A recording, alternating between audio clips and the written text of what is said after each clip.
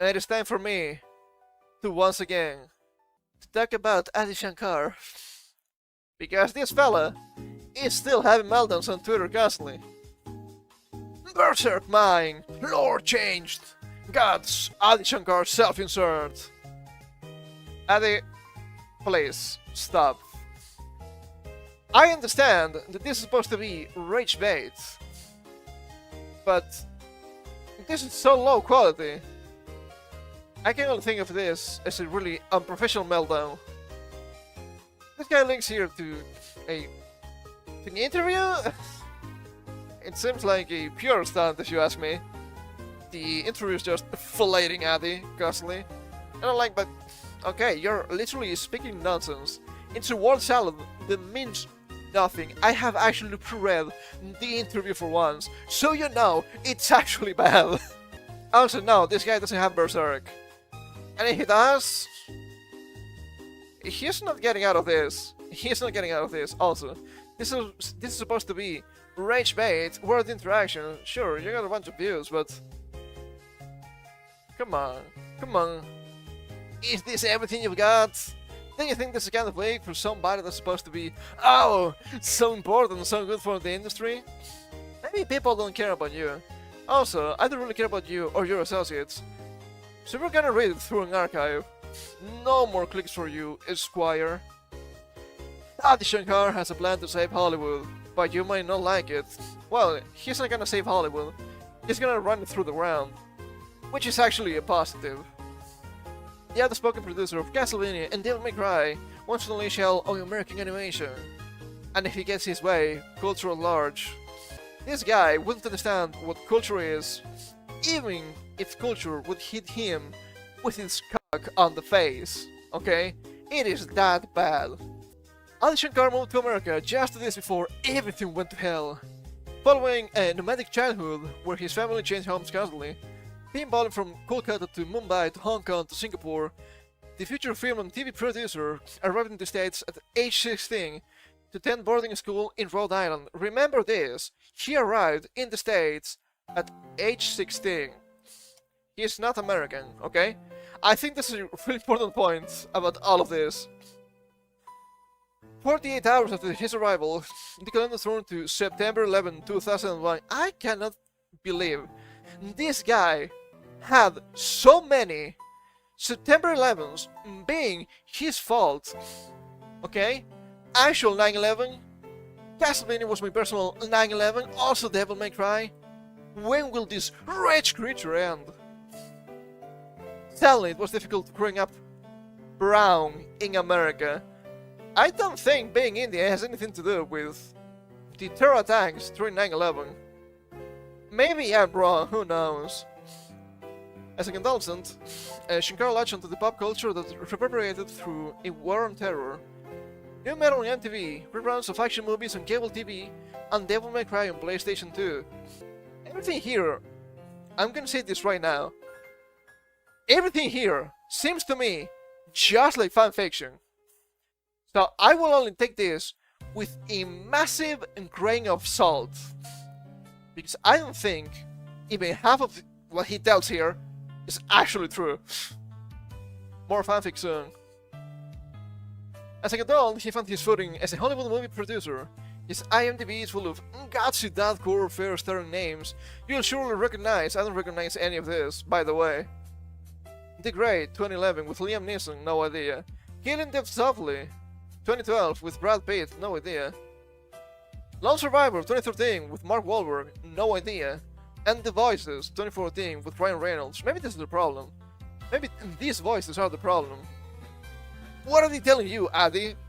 If they're telling you to stop, please listen to them. It'll led him to Devil May Cry, his latest animated series on Netflix. Although based on a major video game franchise from Japanese titan Capcom, Devil May Cry is quite personal, reflecting how Shankar saw the world in 2001. Season 1 is about how we all lost something as children, and we spend the rest of our lives trying to reclaim it, or find it or heal from it, Shankar tells me. Okay, cool.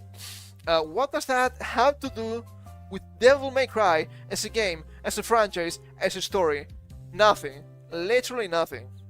You cannot make a show about Devil May Cry that only makes sense if you're Adi Shankar, because there's, thankfully, only a single Adi Shankar in the world. So, this is not an adaptation of Devil May Cry. This is a fan fiction from your own younger days. By your own admission, congratulations. People don't hate you enough. Maybe after this one they will. A week after Devil May Cry premiered on Netflix, Shankar sat ringside and WWE's Monday Night Raw. He dressed like his show's protagonist. His show's protagonist? Dante, a half-human, half-demon, all-too-cool bounty hunter, trusted to save the world by the US government on the eve of apocalypse. What does that have to do with games, by the way? Nothing? Yeah, that's what I thought. The getup, which he tells me he was intentionally bad cosplay. It is nowadays they understand that both allegory and irony are poison to the mind. And I say that really enjoying sarcasm. So, I'm a little bit self-aware at least. Consistent with silver white wig and blood red leather trench coat that reflected the lights of the T-Mobile Arena in Kansas City. When the cameras pointed his way, Shankar didn't flash a smile, nor did he wave with an overpriced beer in one hand. Instead, he suddenly pointed to the rafters and to the heavens, in a manner evocative of hardcore wrestling legend Sabu, who died weeks later on May 11th. I cannot believe Adi Shankar killed Sabu, the wrestler. This is part of the fanfiction, by the way, you will see soon. I want to be a professional wrestler, Shankar tells me, weeks later. If you're a wrestler, you live the gimmick. It's a 360-degree art form. Did he mean 180? Maybe I don't understand what he's trying to say here, because he's just saying nonsense anyway. It hadn't surprised me that Shankar harbored wrestling dreams. I just sent the guy, he's a twig, it wouldn't work. Because he's played the heel throughout his career. Through his run making movies starring Neeson and Wahlberg, Shankar's face at red carpets in his esque eye makeup, flowing raving hair, and rockstar leather and denim. Bullshit. That's just a load of fucking bullshit and you know it. His esque eye makeup is just... Do we have the images here? No? Well, it's fine. It's more like clown makeup than anything else. Just a bunch of black around the eyes and like a line going through. That's it. That's not Kiss. That's just... You don't understand how eyeshadow works or eyeliner works or whatever that is. I don't know too much about makeup, I guess you can tell. These days you'll find him in a suit, but don't call him a sellout. No, I don't need to call him a sellout. He was all for the money, since the beginning. Maybe not for the money, but for fame, which might be even worse. One of the things I've learned from wrestling is you have to keep reinventing yourself, he says. Like when Chris Jericho dropped long hair and became a refund. Javier Bardem in No Country for Old Men. Through its evolution. What I'm trying to convey is that I'm a generational fucking talent. I'm the guy that can save Hollywood. This is... my people, what we call a huge amount of hubris. This is not pride, this is not arrogance, this is extremely misplaced. Because I have to admit, I actually love the wording here, because he says, there's evolution. And yes, he is right, there is evolution. But this fella here is the best example of evolution doesn't mean upgrade, as we can see. Also, you will see this guy loves to swear in the interview. Adi, this comes from somebody that swears a lot. Don't do that. It doesn't make you look cool. Trust me, I know you think it makes you look cool, but that's what happens with your shows. They cannot stop swearing. It's not cool. It seems extremely unprofessional. Congratulations. You are extremely unserious in everything you do. Also, no, you cannot save Hollywood, because you don't understand what Hollywood is, and you don't understand what animation is supposed to be, if Devil May Cry is oh so good. As his movie is playing on the big screen, Shankar broke the internet in a way that sent comic fanboys through a loop. Don't you think it's extremely wrong to call them fanboys, that's a derogatory term after all. The bootleg universe, as he calls it. Ah, yeah. The Adi Shankar universe and the bootleg universe. These pictures are literally the same. As he calls it, began as an anthology of gritty, adult-oriented, and very unofficial short films based on Saturday Monday staples. It was shorts like The Punisher, Dirty Laundry, 2012, and Venom, Truth in Journalism, 2013. An extremely ironic name, by the way, which dipped the Marvel heroes in pools of crime. And Power Slash Rangers? Is that how you're supposed to say it? From 2015, a viral phenomenon that interpreted the Mighty Morphin Power Rangers as shell-shocked ex-child soldiers. Viral phenomenon. You keep saying that, but I haven't heard of anything that you have mentioned this guy was in yet. So no, it was not viral, it was extremely niche, and it was not even good, because it's just, once again, extremely ironic and filled with hilarities. That only shows an intrinsic lack of creativity and a huge disdain, not only for the medium, but also for these IPs. You, Adi Shankar, are the biggest hater of them all. Since 2017, Shankar's work has been at home on Netflix. A match made in hell. With dark yet faithful, and now official. Faithful? Faithful? How dare you call this faithful in any way, shape or form? Official? Sure thing, buddy, sure thing. Animated shows based on video games. It started with the acclaimed Castlevania. Castlevania is supposed to be faithful? It is supposed to be dark? Yes, it's a symbol of the dark ages we're living in right now. It was not faithful. What are you talking about? And continue with Captain Laserhawk, a Blood Dragon remix. Soon there will be Assassin's Creed, Hyper Light Drifter, PUBG, and more. They're not just shows, but battle plans for another overdue American Animation Revolution. American Animation Revolution, coming from an Indian guy. I'm sorry, Adi, but you are not American. You got into the USA when you were 16. The culture and imprinting was done elsewhere. So no, it doesn't make any sense. This guy sees himself as a huge savior of the USA animation. Oh my god, it's so good. Good how? Please. Good how? I don't think they're gonna go into it here, I don't remember that. But you cannot tell me that Devil May Cry is good or Castlevania is good, because it's not. It's not faithful, it's clearly not, it's pure fanfiction. It's just, oh, look at this, well, church bad. Again, it keeps happening, I don't know why, but it keeps happening. Oh, my refugees, how does this happen again? Well, I don't know. What does this have to do with Devil May Cry or Castlevania? Nothing? Obviously not. Oh, the art style is so good. Are we sure? This guy looks extremely ugly here. I don't like the art style. It's obviously trying to rip off anime in a really low quality way. And what grinds my gears the most, the animation. Oh, the animation. Oh my god, it's superb. I'm asking this, seriously, do you have eyes? How are you seeing Devil May Cry? How are you seeing Castlevania? It's not good animation, it's extremely choppy. Oh look, Dante's Code is just flowing with 3 glorious frames. And you just seen that fight, it's the Dante fight with the portals. It's so ugly, it's so low quality, it's not even funny. Because you can see Dante moving around, just dashing around with no physical movement.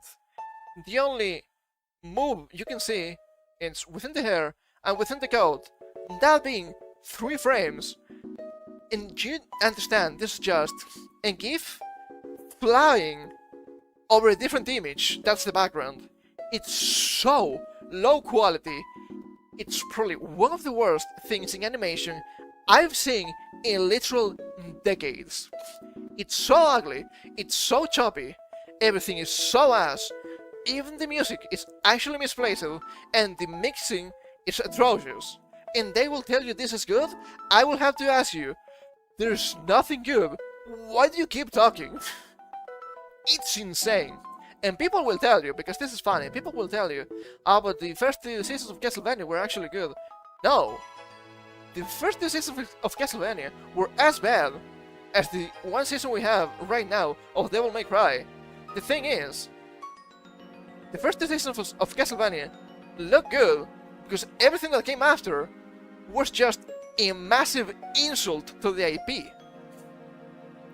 So just you wait to see maybe Dante, probably Virgil, getting the Alucard treatment.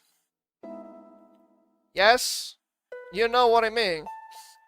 Let's be real. The Castlevania show makes literally the same mistakes as Devil May Cry. But I guess not a lot of people know enough about Castlevania, which is kind of sad. Let's keep reading a little bit more. I'm getting quite feisty here. Maybe things would be different had Eddie Shankar not follow in the literal footsteps of one of his heroes. The aforementioned Sabu, this paragraph here has to be just fanfic. I don't think this happened. It doesn't make any sense. My parents were like, you need to go into finance. I wish you did. He kinda did, apparently. He remembers.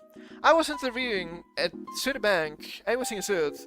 I'm in JFK waiting for my flight to Chicago. Standing there was Sabu. I'm like, hey, you're Sabu. He's like, what are you? Are you a narc?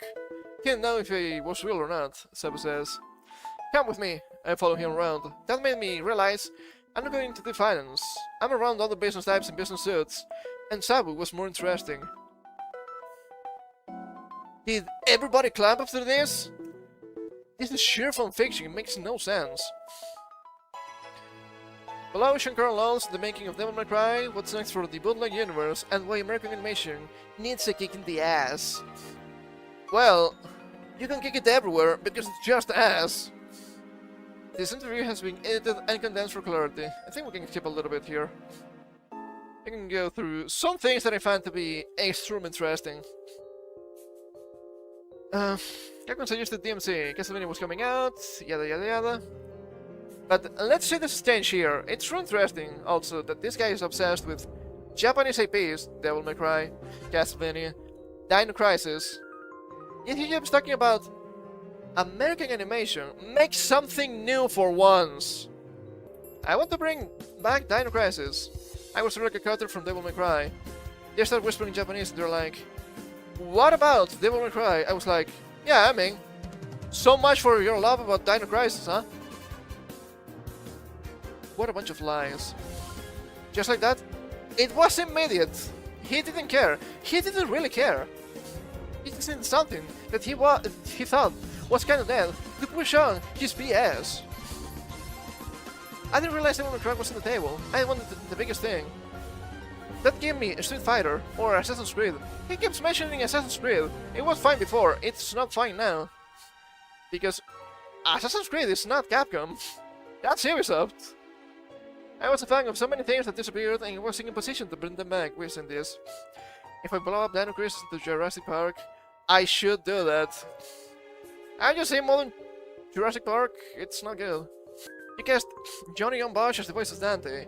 He's also in the games as the voice of Nero. What made you see him as Dante? This seems to me like extreme fan fiction in a huge reach. So we need to read it, because it's probably more interesting than the whole show. It happened on Power Morphicon. Biennial Power Rangers fan convention, many sense. After the Power Rangers show dropped, I had frat guys coming up to me like, dude, yes! I assumed it was Universal Time and I was this beloved guy, not realizing I was going to a hardcore audience who were horrified they allowed me in the same venue. Adi, nothing has changed. You still think you are of universal acclaim and you're beloved. People hate your guts. So no, you cannot be gods, okay? It's not allowed. Someone said, you're brave for going in there. I don't fucking back down. Maybe you should. So I'm definitely going, but in my head I'm like, am I John Cena at ECW one night stand? Means before I go on stage, explore Ranger Stars, Steve Cardinals and Johnny walking like, we'll go with you. We went to an after party. I sat in a corner talking to Johnny. Johnny John Bosch. Yeah, that makes sense. And talking to Johnny about his line in the Power Rangers movie where he says, I'm a frog. Well, you said that, not me. He morphed into Dante as I was talking to him. Before Netflix was on board, I sent someone to his house with the briefcase. It's the deadline for DMC Season 1. It's all theatrics because he thought it was funny. He didn't know what was going on. You're supposed to be a huge Devil May Cry fan. Yet you're talking to Johnny Young Bosch. And by your own admission, he morphed into Dante as you were talking to him. But not Nero, the actual character he voices in the games.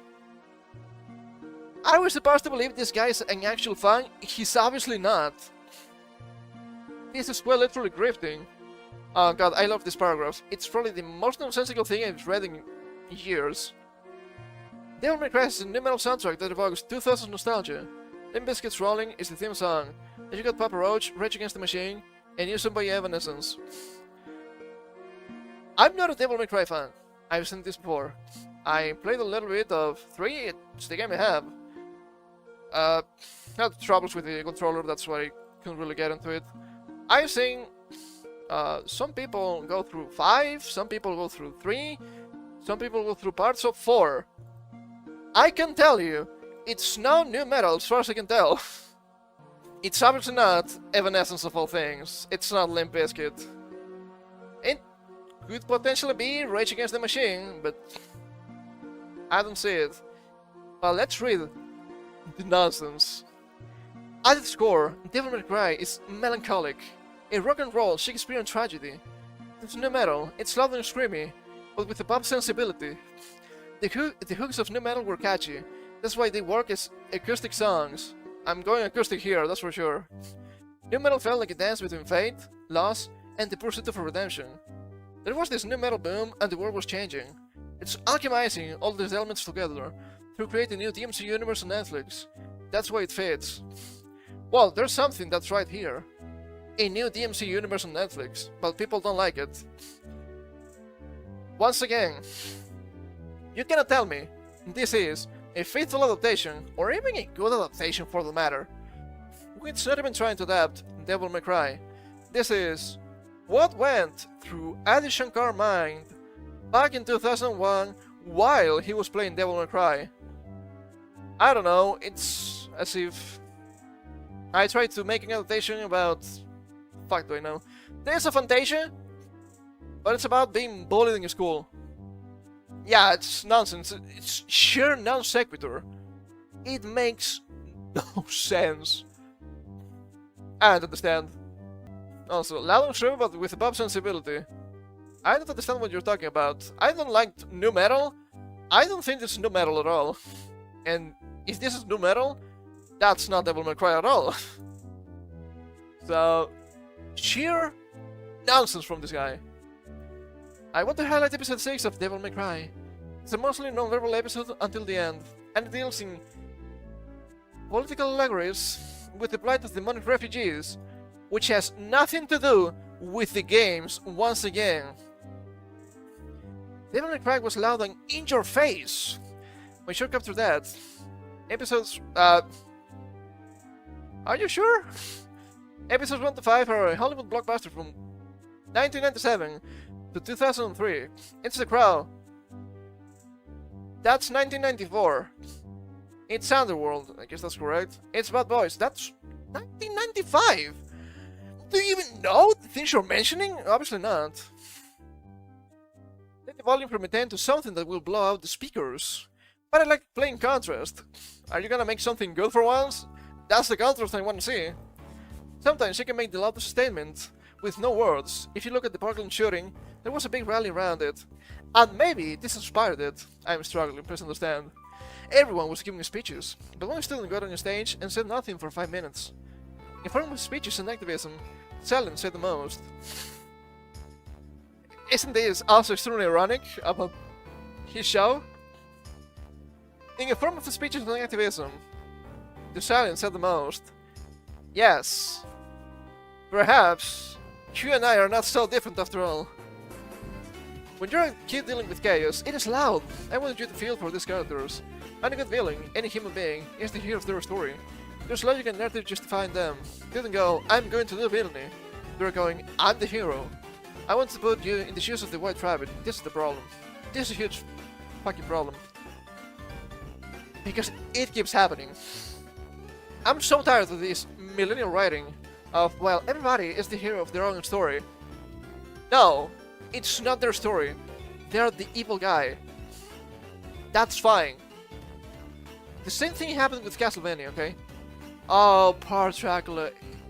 Look, the guy might have been the King of Darkness for 300, 400 years at this point. But you know who's evil? The Church. The Church is evil because they killed his wife. Because his wife was married to the King of Darkness. Oh, don't you feel for this guy? No. He is the King of Evil. He's the Daimao. He is Satan on Earth. He's not supposed to be good. He's not supposed to be relatable. You know who's supposed to be relatable? Alucard. The Belmonts. Not Dracula! He's just the force of darkness. And you're supposed to see the stories from the point of view of the heroes. So yes, of course they're gonna be evil. Stop with this, great scale kind of thing. What are the other colors? I thought we were for diversity, not the good kind. There's that quote, walk a mile in someone's shoes, you become them. Yes, this persona, I forgot. Coming back with the idea that trauma is an imprint, a fracture in time, something the psyche never stops trying to mend. When a part of the child dies through heartbreak, the adult self is sentenced to an ending quest to reclaim what was lost. That shapes them in ways they may not understand. Okay, this is big, I'm for thing and this is dip. God damn it, man. I hate this guy, it's so obnoxious. It's so obnoxious and annoying. So much of your work deals with traumatic childhoods. You're only making it more traumatic. You mentioned before that you had a difficult upbringing. If this is the result, it was not difficult enough. There's a narrative through line about the manipulation of the youth. So much of what I do is about propaganda. Yes, I can tell. Never call me a conspiracy theorist again, because they keep saying that themselves. It's about propaganda. This guy is using propaganda, make no mistake about it. He doesn't want to say it, but he's doing that because it's really obvious. I've just been the shows, come on. My family kept moving to different countries, different societies with different values and languages. You get no cultural stability. There are no fixed points. Well, that's a problem that stems from your family. You should have the culture from your family, at the very least. You're moving around as your mind is forming. Nothing meant anything. I don't think that is true. I've seen other people that move around a lot, not personally, but I don't think they think like this. They actually value family much more than I do. Oh, school was shifting. Cool was a construct that was malleable depending on where you were. No, that's not what cool means. Something cool comes from the inside. If it comes from the outside, you're a normie. You're just looking for external validation. You're not gonna make it. And the history books were different. You learn about the American Revolution here. It's not considered the American Revolution in a British school. It's an American revolt. Well, this is revolting for sure. What's your grand plan for the bootleg universe? What is missing in animation that you're trying to fill with? This is extremely funny and not at all self-aware. That's why it's so funny. I'm trying to make animation cool in the way hip-hop became cool. I might not be American, but I never thought hip-hop to be cool. I'm also a nerd, so who knows? The way Kanye changed fashion. Probably the funniest example he could give. Kanye West of all people. I don't think I can mention his new song. That could get me banned, just from the name. So you know it's bad. The way Virgil Abloh changed luxury, I don't think it's defeatable. Hyper-commercialism, things designed to sell toys, that's Western animation. That's also Japanese animation. Did you know why Goku gets so many transformations? Just because they're cool? Well, they are cool. They also help you sell a lot of toys. I've just seen Pokemon, come on. It's the hugest IP. It's selling a shit ton of merchandise. Hanna-Barbera is cute, but it's not cool. Anime is cool. I watched this transition happen. It was geeky, and all of a sudden, Travis Scott is talking about Dragon Ball. They only talk about the normiest shit ever. Sure, I love Dragon Ball. You cannot tell me it's not normie, right? You cannot compare Dragon Ball to Slayers, even though both are really old. I'm trying to do that for America. Why is Japanese animation cool? Why is NFL doing in Dragon Ball dance? They mean the Division dance for Celebration. Where's the American influence? American animation is stuck in kid land.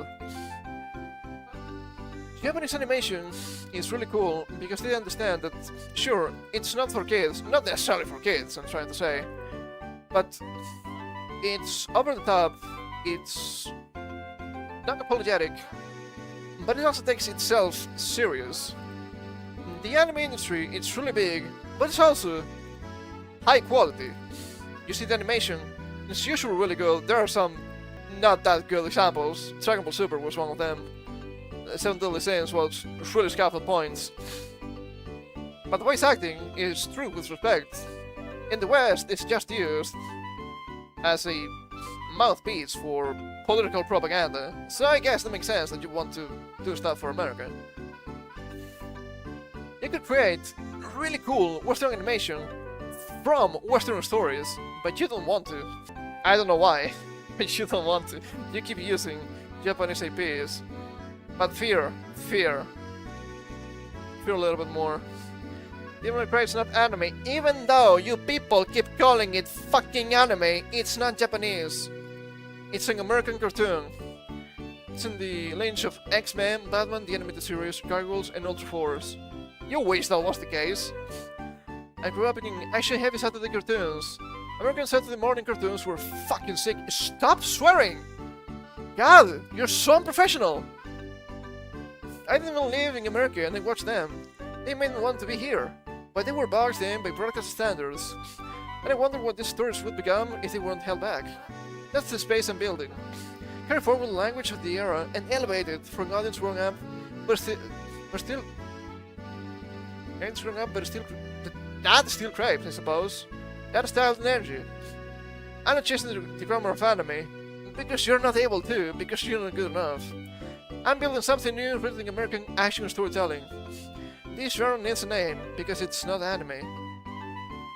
It's something that lives between Saturday morning cartoons, prestige television, and R-rated cinema. It needs a name. I think it has a name. Netflix. And you know what else the name we could use? Trash. Many Americans see animation and think of it as a kid's thing. They never think of someone like art house animator Don Hertzfeldt. It's art house. Miyazaki does crossover with adults and children, but to an American, that's still art house. The audience going, "Wow!" with Cody Rhodes is not watching Spirited Away. Is this just the budding audience all over again? I'm becoming really tired of this bullshit. There's a broadness that animation needs to be cool. Like nu metal. You keep saying nu metal. I don't think you know nu metal. I'm gonna be real. I don't think nu metal was ever cool. They had some cool bands, but that's it. When nu metal was the coolest thing, so never. The hits are what made it. They took nu metal, but distilled into a poppy frame so everyday people were like, I'm into this. Korn's freaking Unleash becomes a thrilling horse for normal people to get into Deftones and Tool. American animation doesn't have that. You have people stuck in Hanna-Barbera land. It's cool to me, but it's not cool to the NFL player pretending to be Goku. They're not going yabba dabba doo. It's not happening. Stop swearing! You abject fool! It's not making you look cool, and I know you think you look cool because that's what happens with your shows. But it's so low quality, it's painful. That's my influence, you wish. I'm making American animation fucking cool. That's what I'm doing now. Devil May Cry is not cool, not the show. The games are pretty cool. So, it is my understanding here that what this guy is doing is not just being a leech, which he is being a leech. Let's be real, he is being a leech on the medium. But on top of that, he wants to conquer it. He wants to conquer the media. He wants everybody getting into this. This is big, a legal immigrant kind of deal. So no, Adi Shankar, you're not making it cool. You're making it normie, and we can see on his Twitter timeline, he loves normies. Yeah, the only thing you're gonna do is completely destroy these IPs that you supposedly have. This guy is not a leech. This guy is a virus. And lo and behold, because it's gonna get worse. What do you have coming next? I got video games in production, obviously more Devil May Cry. I'm being approached with different IPs and companies that want to work with me. I bought the rights to Duke Nukem, not the gaming rights, but I bought it from Gearbox. That's the next one in the chopping block. Congratulations, Duke Nukem fans! You are next in the Adi Shankar hate train. Do not give this guy attention, because this guy doesn't deserve anything. What's your vision for Duke Nukem? It's a middle finger to everybody. When Duke Nukem blew up, a bunch of people sat around trying to turn it into a brand. It's just a middle finger. That's you! You're trying to turn it into a brand! Duke Nukem can be made by a corporation, because the moment the corporation makes Duke Nukem, it's no longer Duke Nukem. I don't intend on having anyone tell me what to do on this one. Wow, so it's gonna be the highest disaster of all of his shows! Wow, I'm kind of excited now, I'm not gonna lie. I don't think Duke Nukem was a middle finger to everybody. I think Duke Nukem was extremely over the top, extremely provocative, extremely unapologetic, and you don't understand what any of those mean, so this is gonna be a disaster. Congratulations, Adi Shankar, you're gonna garner more haters, and you think it's gonna be great, you're doing a great service to American animation? No, this is just another nail in the coffin. I guess we can call you Gravedigger, I suppose. That's a better noun for that a bit. But I can't come up with anything. So no, Adi, you are not cool. You are not making American animation any better. And if people are to be trusted with this information, you're not even doing anything for these shows anyway. We have a post from Reddit, so massive grain of salt too. As you got the Netflix DMC showrunner has always been a weirdo and a fraud. I'm gonna skip a little bit. I was trying to fillet Asmongold here, even though the depiction here was supposed to be derogatory, we all know that. We have this here. People who work in Hollywood, what's the most fucked up thing you've witnessed in the business? Since not a lot of people are naming names, I'll go ahead and do so. Adi Shankar, the sketchiest person I've met in this town. I know he's a hero on Reddit. I can tell. He's the craziest person I've ever worked for. In my first few years in LA, I interned a lot, including at his company. I thought it was pretty cool to learn from the producer of movies like The Grey and Dread, but this guy is also a clown. But what I learned pretty early on is that producer is a pretty flexible term in Hollywood. What his company does is gap financing. Let's say a movie is already packaged and ready to go, but they have 28 million of a $30 million budget. They go to a company like Addis. He gets a loan from the bank for $2 million and slaps his name, executive producer. He slapped his name on as executive producer. No creativity, no involvement with the production. Perfectly fine business model, but the level of dodginess that comes with this has been unmatched at any of my other jobs. Yes, another one, hold up. Guess we can get them to be bigger. But parade around town acting like he was the sole creative force behind the Grey and killing them softly. As a specific example, he likes to tell people that it was his idea to shoot Dread in 3D. He would often call interns into his office to show them videos of some slut he had fucked the night before. I sat in that with searching IMDb for racing actresses. Wow! Well, you know, this guy is Indian, so I'm not that surprised. You can call me racist if you want, but I know this is the truth. We'll then call them in for a general meeting where he would talk about how he was going to make them into a star, but usually not so successfully, trying to trick them into sleeping with him. A year of interning there, and all I learned were what drugs he liked and how to get women to sleep with him. Not a minute of actual industry work happened at the office. Yeah, that makes sense. H-1B visas still going strong, baby. Turns out the actual producers and directors of projects don't take too kindly to some guy parading around, claiming responsibility for their movie. He was basically blacklisted from the industry, which is why he's making his bootleg YouTube videos. And then now Netflix, because it's the lowest of the law. His methods haven't changed at all. We allowed the Power Ranger short. Are we sure? What no one knows is that it was 100% paid for with the director's own money, over $100,000.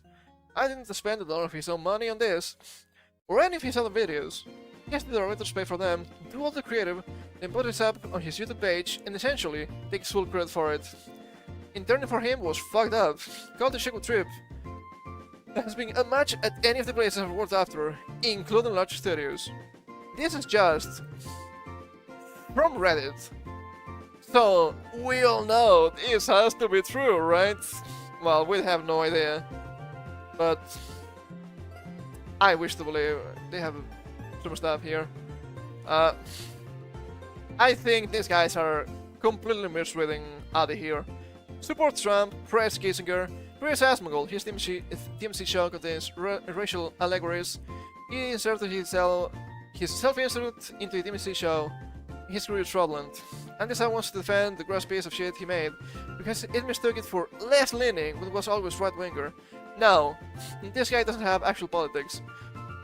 This guy, whatever he does, is just trying to suck up to people in power or with influence. Oh, Trump is so cool, just because he's the president. Oh, Asmongold's so cool, well, because he's really big and he's actually criticizing me, so I need to suck him up. So no, I don't think he's left-leaning, I don't think he's right-leaning, I don't think he has politics at all. He's just narcissistic, while still trying to destroy everything you like and love. So no, Adi Shankar, I'm afraid you too have to go back to Colombia. I don't care if you're Indian, you're going back. I guess a good descriptor would be shallow and pedantic, doesn't it?